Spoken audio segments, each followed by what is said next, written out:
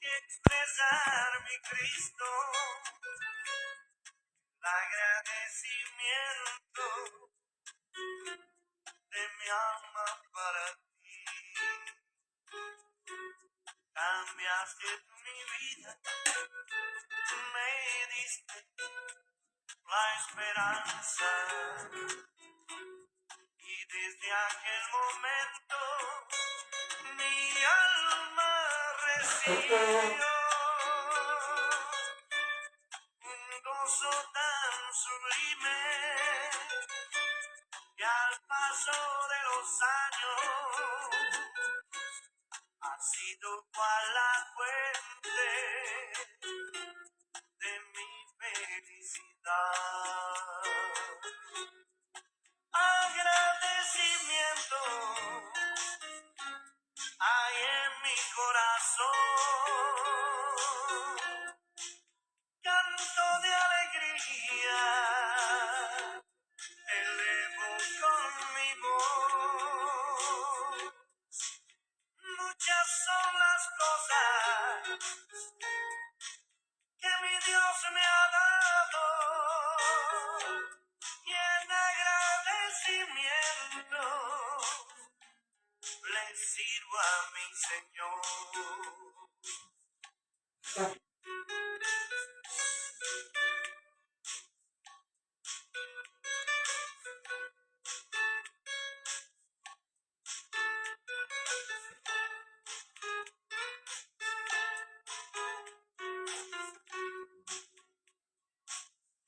Cambiaste tú mi vida, me diste la esperanza y desde aquel momento mi alma recibió un gozo tan sublime que al paso de los años ha sido cual la fuente de mi felicidad. Agradecimiento hay en mi corazón, canto de alegría, elevo con mi voz. Muchas son las cosas que mi Dios me ha dado y en agradecimiento le sirvo a mi Señor.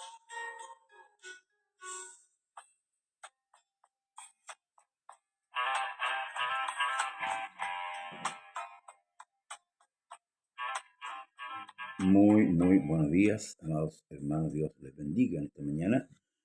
Les saludamos en el poderoso nombre del Señor y Salvador Jesús. Amén. En este día, ya día 23 de noviembre. Saludamos a nuestra hermana Roxana Jara Osorio. Dios le bendiga, hermana, y a los hermanos que a través del programa Conversando las Escrituras se contactarán, ¿cierto?, con la red en esta mañana para ver, ¿cierto?, para oír la palabra del Señor. Amén. Bien, el día de hoy tenemos culto en el lugar de Renca.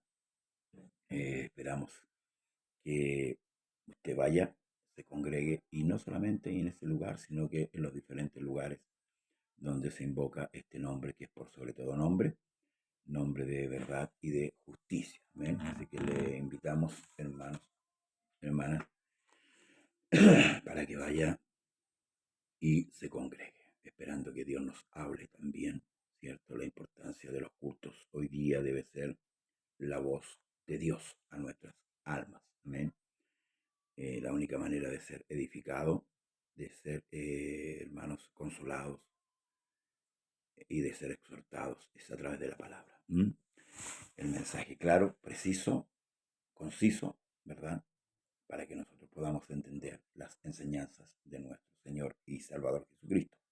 Bien, el día de ayer concluimos el capítulo 4 del libro de Hebreos. Vamos a seguir con esta carta a los Hebreos para que vamos a poder poder entender, hermanos amados, lo que el escritor, que tal como hemos dicho,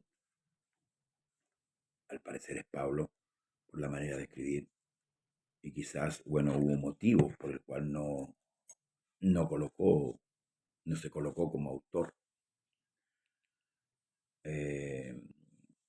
No lo sabemos, lo ignoramos. Lo único que sabemos que, recordemos que así como Jesús, Pablo también fue muy odiado por los hebreos, ¿verdad? Cuando él se convierte. Pablo era un fariseo, ¿verdad? Y pertenecía a esa casta judía, ¿verdad? Del fariseísmo. Pero bueno, no vamos a entrar en conjeturas, ¿verdad? Vamos luego a ver de por qué no lo colocó, por si lo colocó. Lo importante es lo que dice la carta. Amén. Y que fue una carta inspirada por el Espíritu Santo de Dios. Amén. Entonces, hermanos, el verso 16 del capítulo 4 concluía diciendo, acerquémonos pues confiadamente al trono de la gracia para alcanzar misericordia y haya gracia para el oportuno socorro.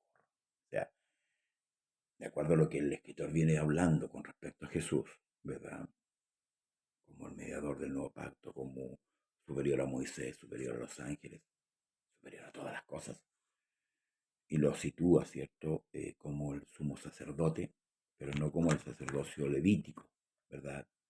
Que era de la tierra, sino como el sacerdocio, eh, un sacerdocio diferente, un sacerdocio la cual ninguno de esa tribu había sido constituido sacerdote, que venía supuestamente de la tribu de Judá.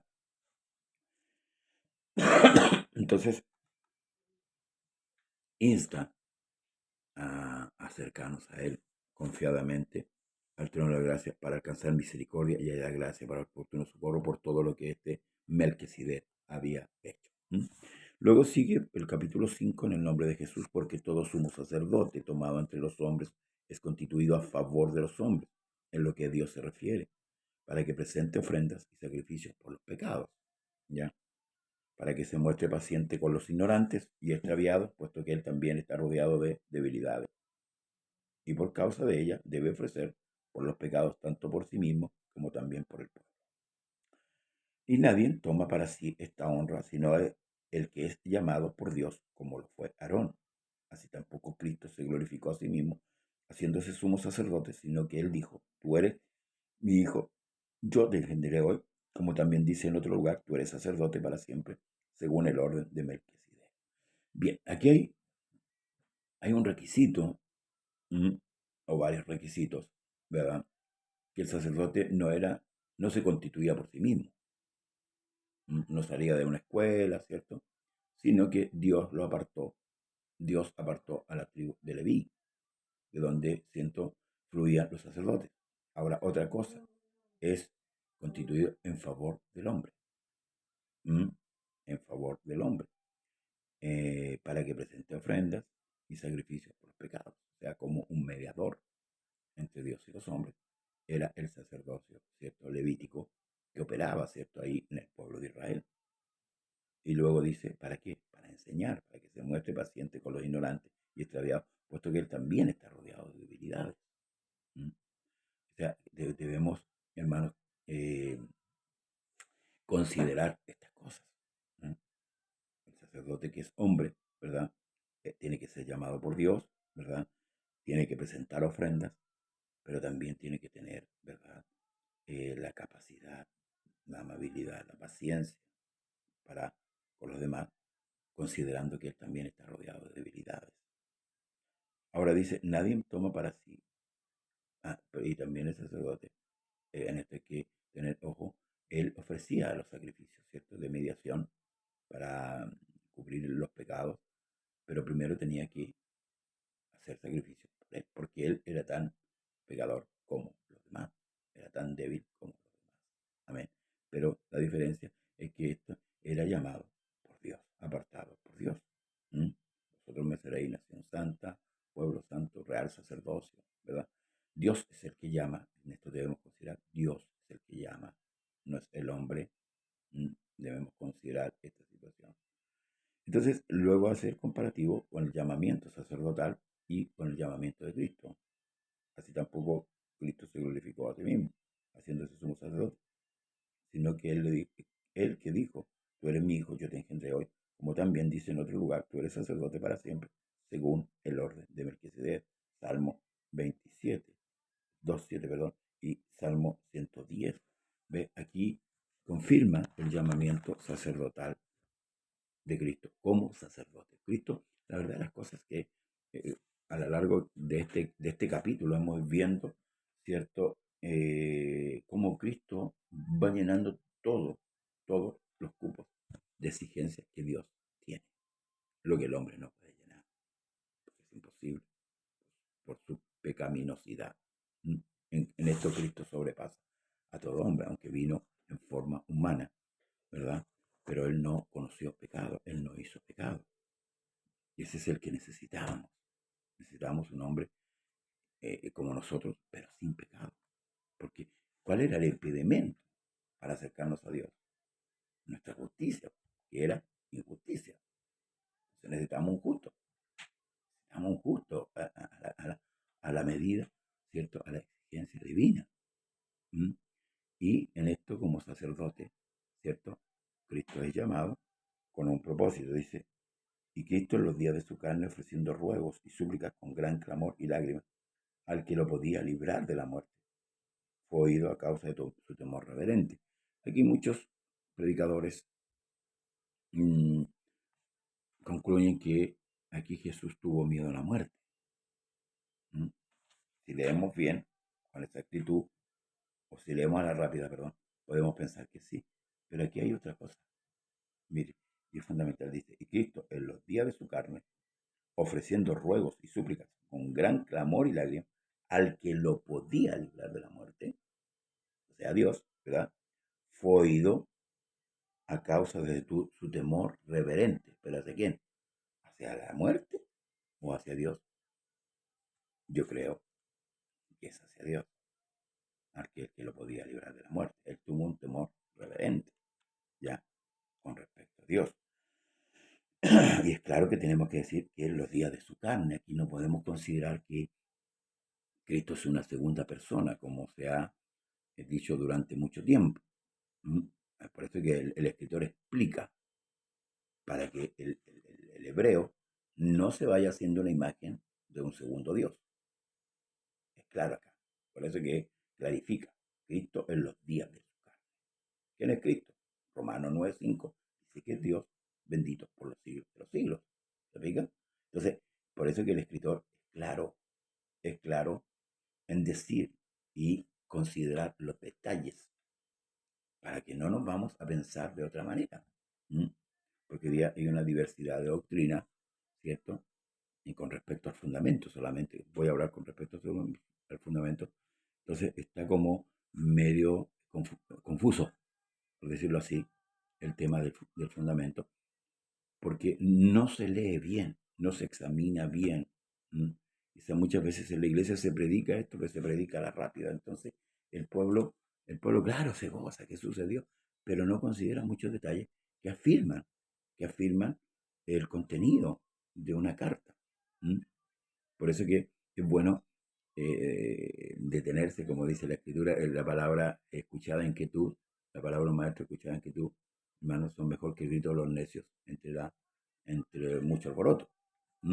Entonces, aquí hay que ir considerando. Ya el escritor claramente y dice, pero, y aunque era hijo, por lo que padeció, aprendió la obediencia.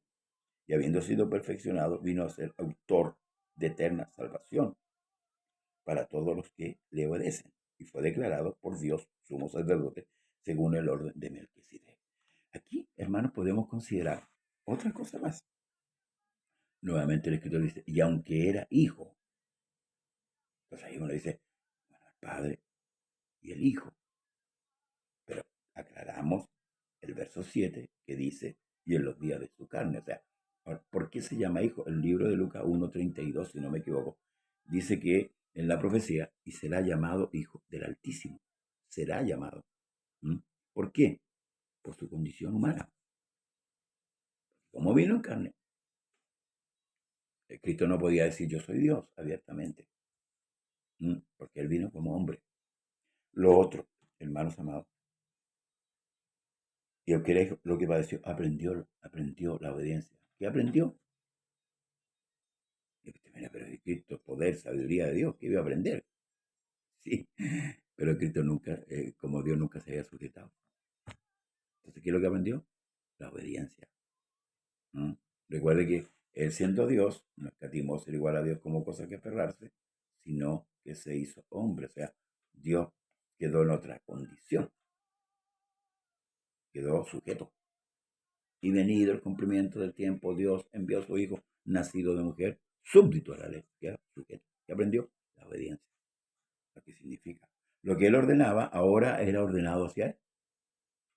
Lo que él impuso como ley, ahora venía sobre él.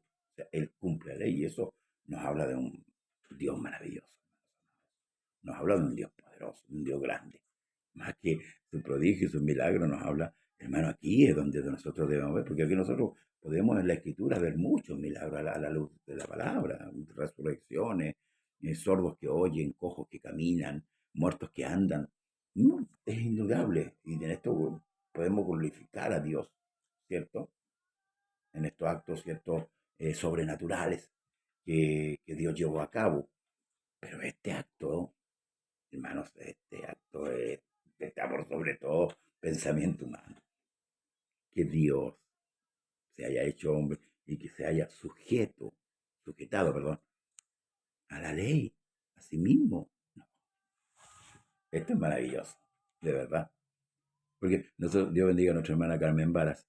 Nosotros siempre miramos los sacrificios, los milagros, los prodigios, y llegamos a saltar muchas veces de emoción por esto.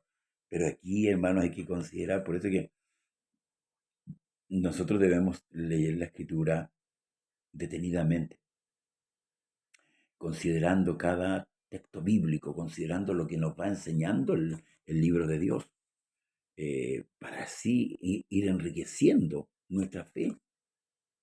Porque si nosotros nos vamos al pensamiento griego, los dioses griegos, ¿cierto?, que estaban por sobre todos los seres humanos, tenían cualidades diferentes a nuestro Dios.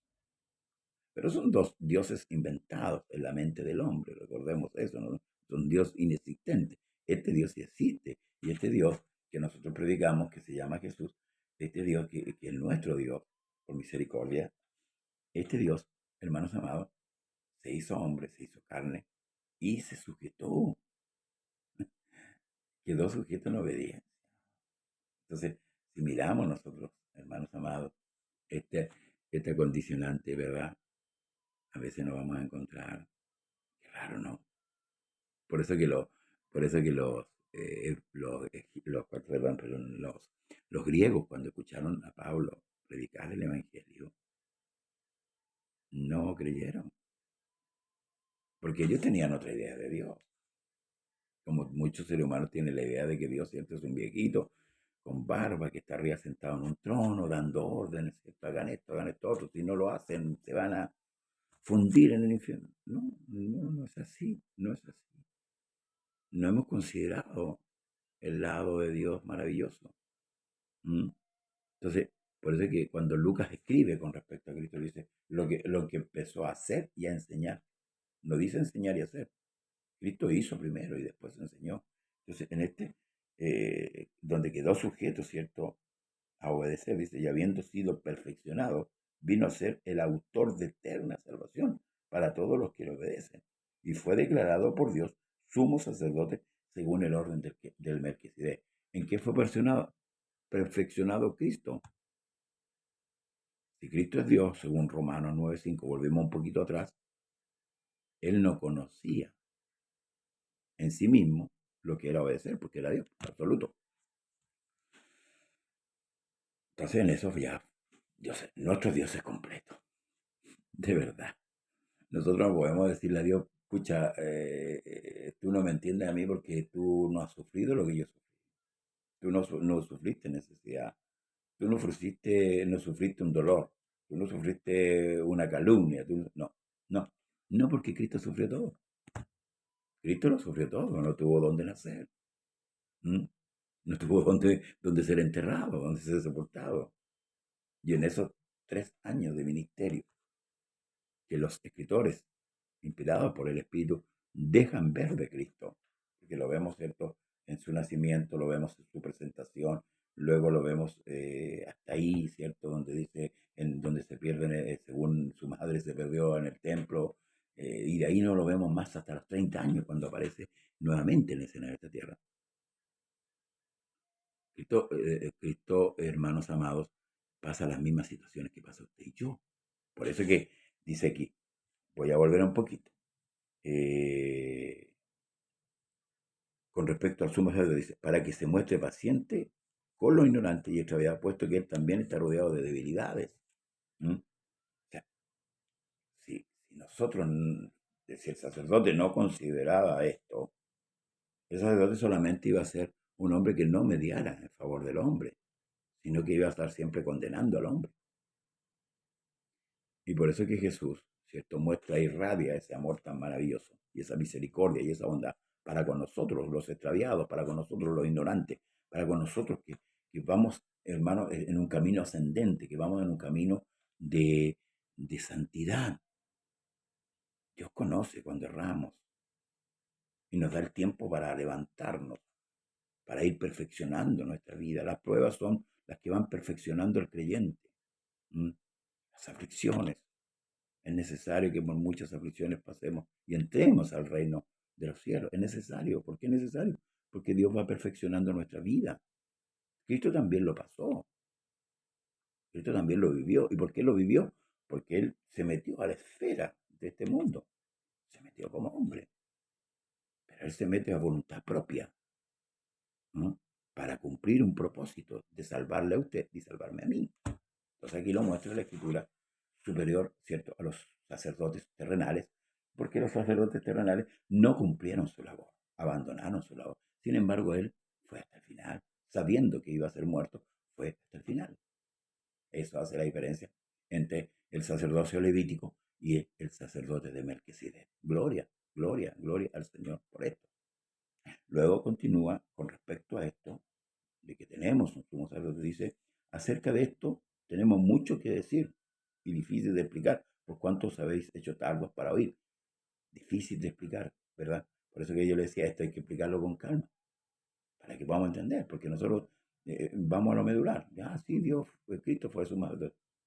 Pero ahora veamos la implicancia que conllevan a ser sumo sacerdote. La misión que tiene un sumo sacerdote, lo que tiene que hacer y lo que no tiene que hacer. Por eso que el sacerdocio levítico fracasó. Mi pueblo fue destruido porque le faltó el conocimiento. El sacerdocio levítico fracasó. ¿Y por qué fracasó? ¿Y cómo vemos el fracaso? Porque Dios tuvo que levantar profetas para hacer volver al pueblo, el corazón del pueblo hacia él. Esa labor que tenían que cumplir los sacerdotes, de enseñarle al pueblo el Dios que ellos servían. Se fracasó. Y por eso que Pablo dice acerca de esto, tenemos mucho que decir y difícil de explicar, por cuánto os habéis hecho tardos para oír. Entonces, en nuestro anhelo, como creyente, debe haber esa necesidad de oír. Por eso que en los cultos, hermanos amados, si bien es cierto, claro, nos emocionamos y Dios nos habla de la fe y Dios nos habla de esto, amén, pero hay profundidades que Pablo les llama el alimento sólido. Ese alimento que va solidificando nuestra fe, que voy a usar, la va endureciendo, o sea, que nadie puede penetrar ahí. No hay cosa creada, como dijo el apóstol Pablo, que me pueda apartar del amor de Dios. Cuando vamos entendiendo, por eso la importancia de, hermanos, profundizar. Luego dice, porque debiendo ya ser maestros, después de tanto tiempo, tenéis necesidad que se os vuelva a enseñar cuáles son los primeros rudimentos de las palabras de Dios. Y habéis llegado a ser tales que tenéis necesidad de leche y no de alimento sólido. Y todo aquel que participa de la leche es inexperto en la palabra de justicia, porque es niño. Pero el alimento sólido es para aquellos es para los que han alcanzado madurez, para los que con el uso tienen los sentidos ejercitados y el discernimiento en el discernimiento del bien y del mal. porque ahí es donde quiere llegar el Señor a nosotros. Que podamos, hermanos, discernir entre lo bueno y lo malo. Debemos crecer. El Evangelio no es solamente aleluya, gloria a Dios. El Evangelio no es solamente ir a emocionarse el día domingo para el día lunes no tener nada que ofrecer a Dios. Y cuando nos viene el problema, cuando nos viene la dificultad, cuando vemos lo que está sucediendo a nuestro alrededor, ¿cómo actuamos? Hay muchos que se han alejado de Dios cuando están siendo probados, ¿sí? Hay muchos que han abandonado la fe. Y es una pena. Hoy están en el mundo. Hoy volvieron al pecado. Volvieron a hacer lo malo. ¿Por qué? Porque no entendieron, hermanos amados, el Evangelio. Porque solamente todo fue superficial. Todo fue superficial. Debemos entender el plan de salvación de nuestro Dios. Debemos entender todas estas cosas, hermanos, que tienen implicancia en nuestra vida espiritual. Debemos ir creciendo en el conocimiento y en la gracia, para que así nuestra vida espiritual vaya creciendo. Y cuando venga el problema, la dificultad, el fallecimiento de alguien, cuando pasemos por duelo, podamos entender. Por eso que Pablo concluye, ¿cierto?, diciendo que el espiritual todo juzga. Hermanos, debemos alcanzar esa estatura que Dios demanda de nosotros. Voy a concluir con esto ya. Nuestros hermanos que nos antecedieron, y es evidente, es muy evidente históricamente, y lo podemos también ver a la luz de la palabra en el libro de Hechos, por eso que es importante ver. Llegaron a tal estatura que ellos no tenían miedo de la muerte. No lo tenían. Y se deja ver. Ellos fueron usados como antorchas humanas, fueron comidos por los leones, los circos romanos, fueron perseguidos duramente, castigados, pero jamás negaron, ni verbalmente, ni en sus actos, negaron a aquel que los llamó. Y eso sabe por qué, porque cuando nosotros tenemos el concepto real de lo que es Dios, es imposible. No, ni siquiera voy a usar la palabra difícil. Es imposible que nos apartemos de Dios. Jesús no es una religión. Jesús es nuestro Salvador. Jesús es nuestro Redentor. Jesús un día, hermanos, transformará nuestro cuerpo de bajeza, con enfermedades, con flaqueza, con lo que tengamos. Lo transformará en un cuerpo glorificado. Y en esto exaltamos a nuestro Dios. Debemos ser llenos del conocimiento de Dios, llenos del Espíritu Santo. Que la paz de Jesús sea con usted. Mañana los vemos, si así Dios lo permite. Comparte el video en el nombre de Jesús. Hasta mañana, si Dios así lo quiere.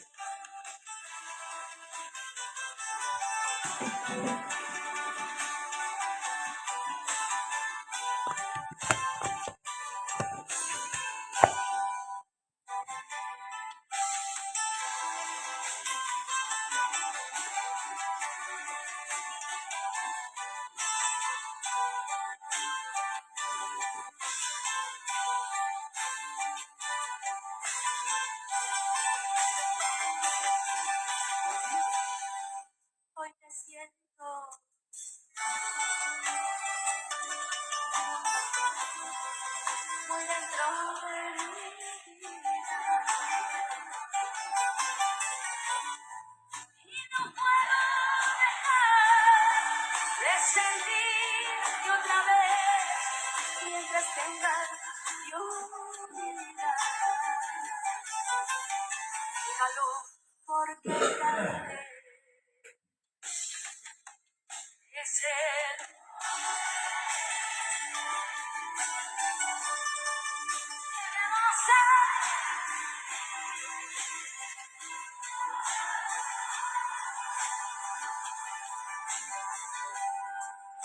con él me hace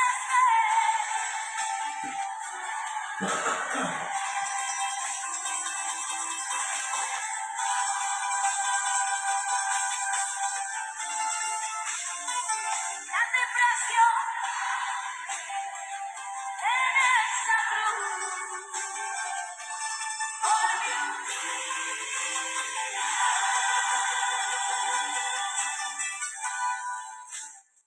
Con tu sangre lavaste, con tu llagas mis heridas.